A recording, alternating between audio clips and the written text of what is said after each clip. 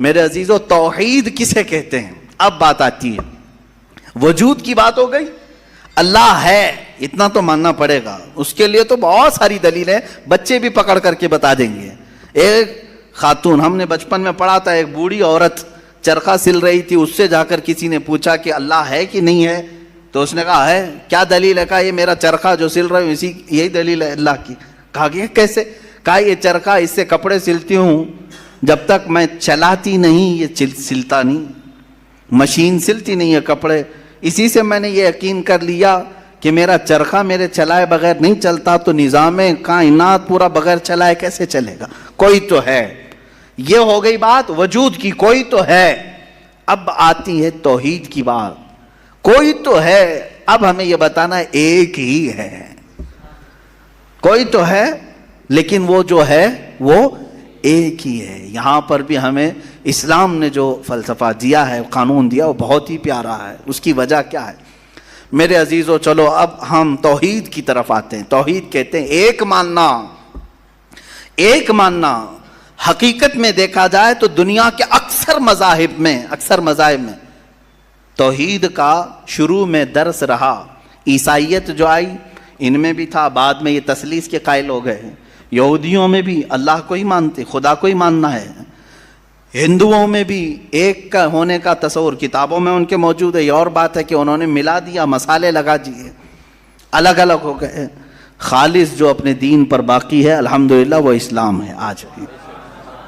اللہ رب العزت ہے اور وہ ایک ہے، ایک ہے۔ اس پر کیا دلیل ہے؟ اس پر بھی دلیلیں دینی ہوں گی مسلمانوں۔ عقلی دلیلیں بھی ہیں، نقلی دلیلیں بھی ہیں۔ نقلی دلیلیں ہمارے لیے، نقلی کا مطلب ہوا کسی جگہ سے ثابت ہے، قرآن سے، حدیث سے یہ ثابت ہے تو یہ نقلی دلیل۔ عقلی جو عقل بھی جس کو تسلیم کرے، عقل جس کو ایکسیپٹ کرے، وہ کیا ہے؟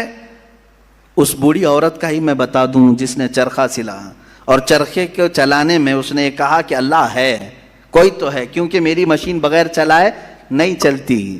تو اس سے صاحب نے، جس نے سوال کیا، پوچھا کہ اچھا ہے تو کیا وہ ایک ہے کہ دو ہے؟ کہا نہیں ایک ہی ہے۔ کہا وہ کیسے؟ کہا دو ہوں تو دیکھو تم سامنے بیٹھو، ادھر سے چلاؤ، میں ادھر سے چلاتی ہوں، پھر کپڑے کی کیا درگت بنتی ہے؟ تم اپنی طرف کپڑا کھینچ رہے ہوں گے، میں اپنی طرف کپڑا کھینچ رہی ہوں گی۔ اس سے میں نے یہ یقین کر لیا میرے کپڑے کو سلنے کے لیے میرے چرخے پر ایک ہی کا ہونا ضروری ہے۔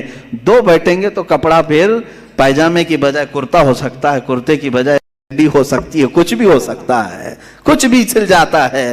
تو دو لوگ ایک مشین کو سلنے جائیں تو نظام درہم برہم ہو سکتا ہے، تو ایک پورے کائنات کا نظام اگر دو لوگ چلانے لگیں تو ایک دن ایک کہے گا نہیں میں آج بارش برساؤں گا، دوسرا کہے گا نہیں میں آج دھوپ ڈالوں گا، تیسرا کہے گا کہ نہیں میں آج چھاؤں ٹھنڈی پیدا کروں گا، تو یہ تو انہی کے درمیان جھگڑا ہوتا رہے گا۔ اسی لیے قرآن نے بھی کہا لو کان فیہما آلہۃ الا اللہ لفسدتا، اگر ان کائنات میں، زمین و آسمانوں میں خدا کے علاوہ دو ہوتے تو ضرور اس میں فساد ہوتا، ضرور اس میں نظام درہم برہم ہوتا۔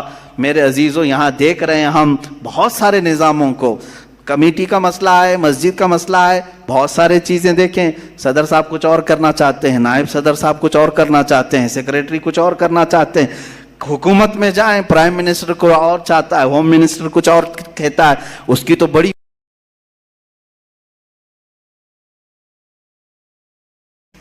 پتہ ہی نہیں ہے، لیکن نظام ایک ملک کا چلا رہے ہیں، ایک ملک کا چلا رہے ہیں۔ فساد اسی لیے ہو رہا ہے، فساد اسی لیے ہوتا ہے، اور ان کو پتہ بھی نہیں رہتا، وہ بھاشن میں کچھ اور بول کے آیا، یہ پارلیمنٹ میں کچھ اور بول کے آیا۔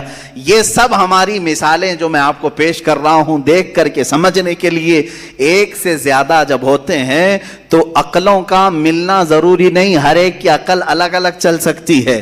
اب آئیے، کوئی کہہ سکتا ہے نہیں بھائی اتحاد سے بھی تو کام ہو سکتا ہے، یونٹی سے بھی تو کام ہوتا ہے، کچھ جگہ ہوتا ہے نا۔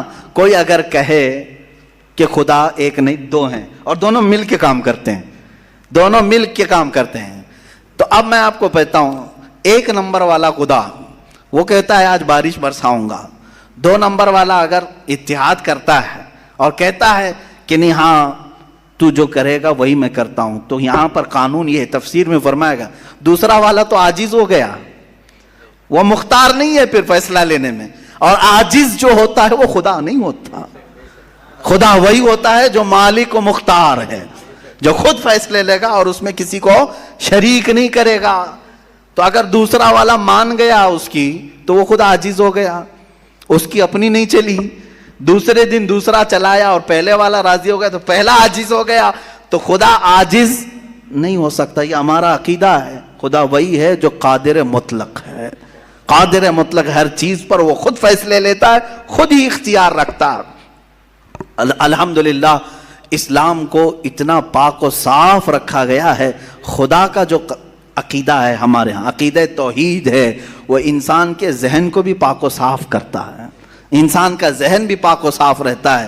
اگر عقیدہ توحید تمہارا ہٹ گیا, میرے عزیز و توجہ چاہتا ہوں, توحید عقیدہ سمجھ گئے, اللہ کو ایک ماننے کا عقیدہ اگر ہٹ گیا تو پھر انسان اتنا ذلیل ہوتا ہے کہ پھر وہ ہر چیز کو خدا ماننے لگ جاتا ہے, چاہے وہ چوہا ہو کہ بلی ہو کہ سانپ ہو کہ مچھر ہو, کسی کے بھی سامنے جھکنے لگ جاتا ہے. توحید کا عقیدہ اگر ذہن سے ہٹ گیا, اللہ کو ایک اور بڑا ماننے کا عقیدہ ہٹ گیا, تو ہم نے ان لوگوں کو بھی دیکھا ہے جو عورتوں کی شرمگاہوں کو بھی عبادت کرتے ہیں, بہت ساری غلاظتوں کو بھی پوجتے ہیں. میرے عزیزو, یہ کب آتی یہ چیز؟ جب عقیدہ توحید انسان سے ہٹ جاتا ہے تو وہ بہت ہی نیچے گر جاتا ہے. اللہ تعالیٰ نے ذہنوں کو پاک رکھنے کے لیے یہ ہمیں کتنا بہترین عقیدہ دیا ہے, اور وہ ایک ہے, اور الحمدللہ مسلمان اسے آج بھی ایک ہی مانتے ہیں. کئی چیزیں ہیں, میں یہ علم الہیات پر آج بات کرنا چاہتا تھا.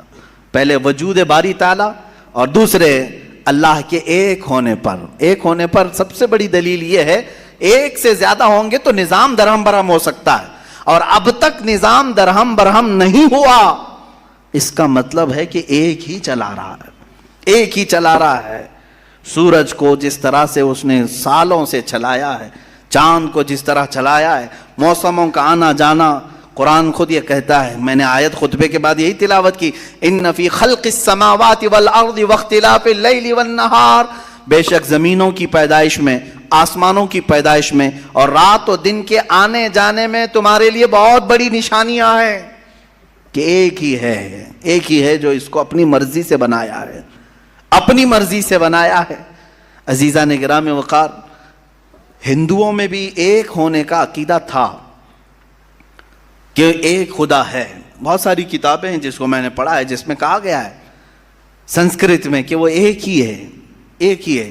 لیکن ہوا یہ کہ بعد میں ان تعلیمات میں مکسنگ کیسے آئی. جیسے ہمارے ہاں فرشتوں کا تصور ہے, جبرائیل ہیں, میکائیل ہیں, اسرافیل ہیں, اسرائیل علیہم السلام. جو ملائکہ ہیں وہ اللہ تبارک و تعالیٰ نے انہیں مختلف کاموں پر لگایا ہے. میکائیل علیہ السلام بارش برساتے ہیں, روزی پہنچانے کے کام میں ہیں. اسرائیل علیہ السلام روح نکالتے ہیں. تو ان ملائکہ کو جس طرح سے ہمارے ہاں تصور دیا گیا اللہ کے فرشتے, تو ان لوگوں نے ان دوسرے کاموں کو دیکھ کر ہر ایک چیز کا الگ الگ خدا بنا لیا. ہواؤں کا خدا الگ, بارش کا خدا الگ, آگ کا خدا الگ, پانی کا خدا الگ. یہاں پر دھوکہ کھا گئے, وہ خدا نہیں ہے, وہ خدا کے فرشتے. اللہ تبارک و تعالیٰ نے جن کو ان کائنات کے کاموں پر لگایا. ہمارا عقیدہ میں بتا رہا ہوں. عزیزان گرامی, یہاں پر میں یہ باتیں اس لیے عرض کر رہا ہوں کہ سب سے پہلے وجود باری تعالیٰ اللہ ہے, دوسری چیز وہ ایک ہے. اب تیسری چیز آتی ہے جس کے متعلق آج کے بہت سارے دہریے سائنس کے اسٹوڈنٹ وہ کہتے ہیں اگر ہے مان لیا, ایک ہے مان لیا, دکھتا کیوں نہیں ہے؟ یہ بھی سوال ہے. ہمارا عقیدہ ہے نراکار ہے, اور وہ آکار مانتے ہیں. بعض لوگ ان کے ہاں بھی ہے جو خدا کو نراکار مانتے ہیں کہ وہ نہیں دکھ سکتا. میرے عزیزو, یہ جن لوگوں نے ہم سے سوال کیا کہ پھر وہ دکھتا کیوں نہیں, وہ دکھتا کیوں نہیں, اس کے لیے میں جواب یہ بتاؤں گا کہ اگر انسان جس طرح سے آج پیدا کیا گیا, جتنی اس کے اندر کمزوریاں ہیں, انسان کی آنکھوں میں پورا کا پورا سورج نہیں سما پا رہا ہے. کڑی دھوپ میں سورج کو کیوں نہیں دیکھتے؟ وہ تو دکھ رہا ہے نا, تو دیکھو 1 گھنٹہ دیدار کرو, درشن کرو سورج کی. کیوں نہیں کرتے؟ نہیں کرتے آپ. آپ کے اندر تاب و طاقت نہیں ہے. سورج کروڑوں میل دور ہے, اس کو آپ پورے طور پر اپنی آنکھوں میں نہیں لے پا رہے ہیں. تو یہاں سے تم سب کو پتا چلا کہ میری آنکھیں کمزور ہیں, دنیا کی بڑی چیزوں کو میں سما نہیں سکتا. تو یہ تو سورج کے بارے میں کہہ رہا ہوں جو رب ذوالجلال کی ہزاروں نہیں کروڑوں تخلیقات میں سے ایک ذرہ ہے. اس ایک ذرے کو ہماری آنکھیں نہیں سما پاتی تو پورے کائنات کے خدا کو, رب ذوالجلال کی تجلیات کو کیسے سما پائیں گے؟ آنکھوں میں کیسے اسے سما سکتے؟ اسی لیے اللہ نے قرآن میں فرمایا لا یدرکہ الابصار, اس کو کوئی آنکھ گھیر نہیں سکتی. وہ کیوں؟ سوال بھی تو ہے کہ اگر گھیر لے آنکھیں, ہو کیا جاتا اگر اللہ کو دیکھ لیتے؟ تو اس کے متعلق فلسفی طور پر بھی اور اسلامی طور پر بھی میں بتاؤں. میرے عزیزو, عقیدہ ہمارا یہ ہے کہ اللہ, اس کا کوئی سائز نہیں, اس کا کوئی سائز نہیں. اتنا چوڑا, اتنا اونچا, اتنا لمبا, اتنا چھوٹا, یہ چیز ہے نہیں, ہم اس کو مان نہیں سکتے.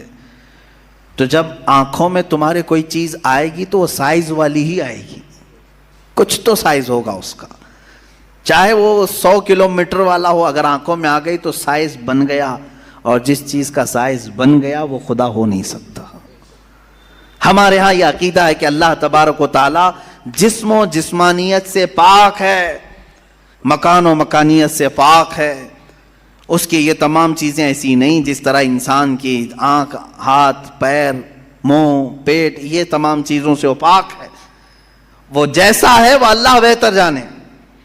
لیکن انسان کی دنیا میں آنکھیں اس چیز کو سما نہیں سکتی, اور جو چیز اس کی آنکھوں میں سما گئی وہ خدا ہو نہیں سکتی. اس کے لیے ایک فارمولہ میری طرف سے لے کر کے جاؤ, جس چیز کو بھی دیکھا کسی نے دنیا میں سوائے رسول اللہ کے, میرے آقا صلی اللہ علیہ وسلم ایکسیپشن میں بتا رہا ہوں, حضور کو چھوڑ کر کے پوری کائنات کی بات کر رہا ہوں, جس نے کسی چیز کو دیکھا وہ خدا ہو نہیں سکتا. ام المومنین عائشہ صدیقہ نے بھی فرمایا ہے کہ جس نے بھی یہ کہا کہ خدا کو یہ دیکھا ہے ظاہری آنکھوں سے, کھلی آنکھوں سے, وہ سب سے بڑا جھوٹ بولا ہے, دنیا کا سب سے بڑا جھوٹ بولا اس نے. اب یہ بات میں اسی لیے عرض کر رہا ہوں کہ ہو سکتا ہے تمہارے تک بھی آ جائے وہ بھیجے میں خدا دکھانے والے پیر صاحب. ہاں, کچھ لوگ خدا کو دکھا کر کے مرید کرانا چاہتے ہیں اور تانا مارتے ہیں, ارے میاں ہم تو دکھا کے مرید کرتے ہیں. دکھا کے کس کو؟ بکرے کے بھیجے میں دکھا کر کے. میاں ان کو یہیں خدا مل رہا تھا معاذ اللہ رب العالمین, کلیجے میں نہیں, پھیپڑے گردے میں نہیں. جس چیز کے کھانے کا شوق پیر صاحب کو ہوا وہاں خدا دکھانا شروع کیا. نعوذ باللہ من ذالک, استغفر اللہ. یہ نہایت ہی جہالت ہے اور زندیق لوگ ہیں. میں آپ سب سے یہ کہنا چاہوں گا جو اس طرح کی بات کرے اس سے یہ کہو کہ پیر صاحب بڑے ہیں کہ موسیٰ علیہ السلام بڑے ہیں. کون ہے؟ موسیٰ علیہ السلام بار بار کہتے رہے مولا تو اپنا دیدار کرا دے, اور قرآن کہتا ہے لن ترانی, تم مجھے ہرگز نہیں دیکھ سکتے. اور پھر موسیٰ علیہ السلام نے اصرار کیا تو اللہ نے انہیں کوہ طور پر بلایا. اور یہ سب سنتے ہیں نا, معراج کے واقعے میں بھی سنایا جاتا ہے. موسیٰ علیہ السلام کو سوئی کے ناکے کے برابر ایک تجلی دکھائی گئی, پہاڑ پورا جل گیا, آپ بے ہوش ہو کر گر پڑے. پیر صاحب ابھی بھی بے ہوش نہیں ہو رہے. موسیٰ علیہ السلام جلیل القدر پیغمبر ہیں, نبی ہیں, وہ تجلی ہلکی سوئی کے ناکے کے برابر کی نہیں دیکھ سکے. تو ان سے سوال کرو آپ بڑے کہ موسیٰ علیہ السلام بڑے؟ آپ کے اندر اتنی پاور کہاں سے آ گئے؟ آپ پورے بھیجے میں دکھانے کی بات کرتے ہیں, نہایت ہی گمراہی کی بات ہے. میرے عزیزوں, میں یہ ان لوگوں کے بارے میں کہہ رہا ہوں جو اپنے آپ کو مسلمان کہہ کر کے ایسی باتیں کر رہے ہیں. باقی دوسرے ہوں تو ان کو چھوڑ دو, ان کا معاملہ الگ ہے. یہ تمام باتیں ہو گئی. میں نے 3 چیزیں آپ کے سامنے عرض کی. وجود باری تعالی, اللہ ہے, اور اگر ہے تو ایک ہے, اور ایک ہے تو وہ نظر نہیں آتا, دکھتا نہیں. یہ 3 عقیدے اسلام کے بنیادی عقیدے ہیں. بنیادی عقیدے ہیں, ان میں ذرا برابر بھی ٹس سے مس ہوئے تو تمہارا ایمان چلا جائے گا. یہاں سے گمراہیوں کے دروازے کھلتے ہیں. جنہوں نے خدا کے وجود کا انکار کیا وہ ملحد ہو گئے, جنہوں نے اسے ایک سے زیادہ مانا وہ مشرک ہو گئے, جنہوں نے اس کو دیکھنے والا سمجھا وہ گمراہ ہو گئے۔ صحیح عقیدہ یہی ہے جو سورہ اخلاص میں اللہ نے فرمایا قل هو اللہ احد، محبوب آپ فرما دیں وہ اللہ ہے، ایک ہے، اللہ الصمد، وہ بے نیاز ہے، اللہ بے نیاز ہے، لم یلد ولم یولد، اس سے کوئی پیدا نہیں ہوا اور نہ وہ کسی سے پیدا ہوا۔